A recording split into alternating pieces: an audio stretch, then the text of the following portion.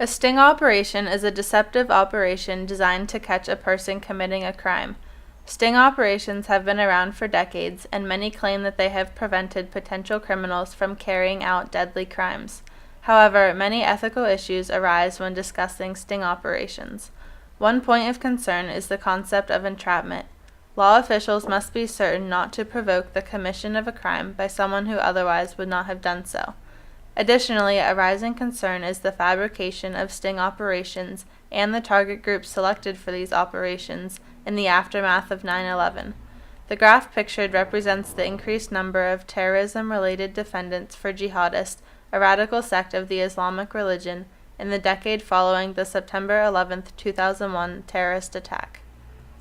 A case carried out by the Federal Bureau of Investigation in the late 1970s and early 1980s, referred to as Abscam, demonstrates and serves as proof that select minority and ethnic groups are targeted for specific sting operations.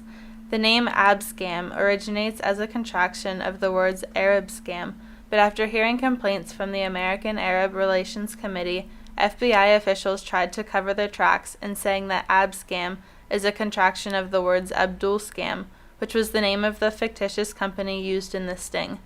This is just one example that represents the FBI's specific and strategic efforts to target specific groups and to engage them in fabricated stings, especially post 9/11, which is why this is such a controversial issue in modern society.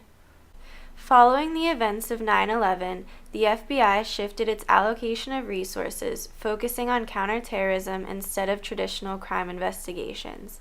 This is evident in the changed fact sheet of the FBI, changing the primary function of the FBI from law enforcement to national security. This change in focus is shown in the FBI budget, which now dedicates more than 40% of the $3.3 billion budget to counterterrorism. The U.S. government also lessened the legal restrictions in place on the FBI. Following 9/11, the Department of Justice gave the FBI the authority to gather information on civilians without any wrongdoing actually being committed. In a budget request submitted by the FBI in 2008, it stated that 15,000 paid informants were used to gather this pre-investigation information. Additionally, the theory of homegrown terrorism has gained major strength since 9/11. The Patriot Act, passed on October 26, 2001, was created to deter and punish terrorist acts in the U.S. and around the world and to enhance law enforcement investigatory tools. The Patriot Act has greatly changed how the FBI can run pre-investigations and work during investigations.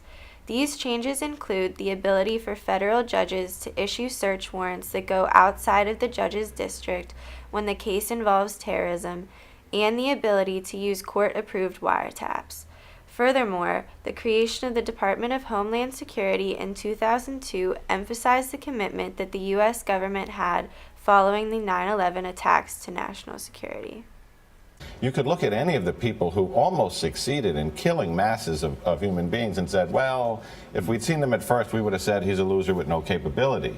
And that's not a risk that the FBI or I think a lot of people are willing to take.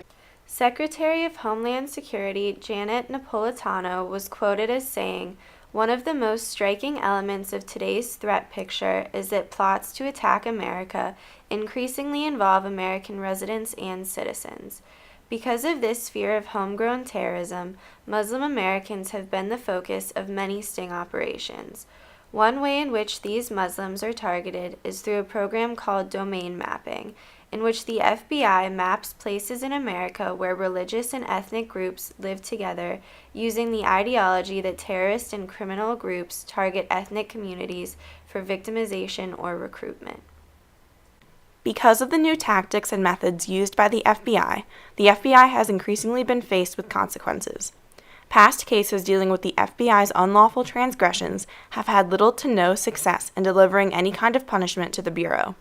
It is possible as well that many of the proposed lawsuits never come to fruition, as there are many reports that claim a person or organization is suing the FBI with no follow-up to the outcome of the case. Unfortunate for the victims in these FBI stings, this is the typical course of action that occurs when the case reaches court. The jury oftentimes does not accept entrapment as a defense because of the displayed intent and course of action taken by the defendant. Additionally, the case of Fagaza v. FBI dealt with FBI agents infiltrating Muslim neighborhoods and mosques to collect information on Muslim Americans. This case was backed by the American Civil Liberties Union, but still dismissed by the court, although it did allow for continued prosecution of individual agents. In addition to Fagaza, the case of the Newburgh Four has also developed considerable attention. The case of the Newburgh Four involved FBI agents who assisted in fabricated terror plots to blow up military airplanes and 2 synagogues located in New York. The FBI's controversial targeting of vulnerable and impoverished people and use of incentives, such as money and cars, has drawn some scrutiny from the community and human rights activists. The Newburgh Four were sentenced to 25 years in prison. A tearful and angered crowd of supporters gathered outside Manhattan's federal courthouse. The suspects, poor, illiterate African-American Muslims, were presented as the faces of homegrown terrorism and subsequently found guilty of conspiring and attempting terrorist attacks against the U.S. Yet, not one defendant had a passport or license, but what the government had was an agent provocateur who testified in court as a key witness. Prosecutors say the manufactured plot would have been a colossal attack if carried out. And, quote, the fact that it was fake doesn't matter. The question of whether or not sting operations are ethical is a huge concern for modern society.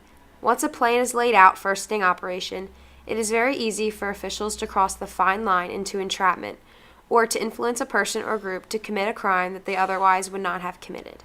And during the planned operation itself, officials often commit the same crimes as the targeted victims, including soliciting prostitutes and buying and selling contraband, drugs, or child pornography. In recent sting operations that have been taken to trial, the FBI often targeted particularly vulnerable people, including those with intellectual and mental disabilities and the indigent. Terrorism. They said hateful and odious things, but on their own, they never had the capacity to commit an act of terrorism. It was the FBI informant or it was the FBI undercover agent who provided the bomb and all of the logistical means they needed to commit their crime.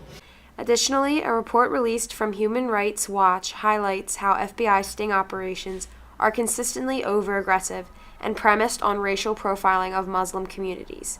Multiple studies have found that nearly 50% of the federal counterterrorism convictions since September 11, 2001, resulted from informant-based cases.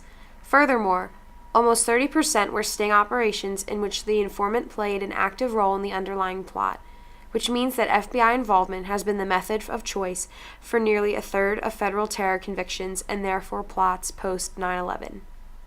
According to Human Rights Watch's Andrea Prasau, Americans have been told that their government is keeping them safe by preventing and prosecuting terrorism inside the U.S. But take a closer look and you realize that many of these people would never have committed a crime if not for law enforcement encouraging, pressuring, and sometimes paying them to commit terrorist acts. Under the pretext of stopping terror attacks before they happen, federal agencies such as the FBI, NSA, and CIA seem to target networks based on nothing more valid than religious affiliation. Sting operations play a pernicious part of this equation by drawing otherwise harmless individuals into situations wherein they are framed and encouraged to commit a crime and then punished for their wrongdoings. So the question stands, are the increasingly specific targets of these sting operations worth the increasing amount of time, effort, and money from the U.S. government in the post-9/11 era? And are these targets a legitimate threat to society, or are they being punished and chosen for these sting operations because of the aftermath of 9/11? In whichever position you side with, both sides to this public controversy deserve serious attention. The constant threat of terrorism is a serious and present danger in society today, but with evidence of these sting operations and other recent events receiving so much attention, it is worth examining the possibility of racial prejudice and targeting by those who enforce the law in the United States.